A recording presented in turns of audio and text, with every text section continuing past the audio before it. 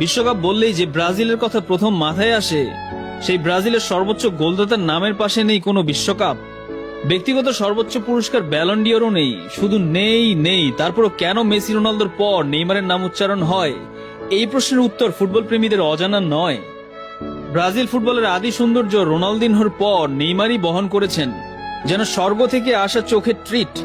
নিখুঁত পাস, চোখ ধাঁধানো ফ্রিকিক কিংবা ভেবাচাকে খাওয়ার মতো পেনাল্টি, কোনো দিক দিয়ে কমতি নেই তার। ক্যারিয়ার জুড়ে যে জিনিসটা কমতি ছিল সেটা বোধহয় ভাগ্যের ছোঁয়া।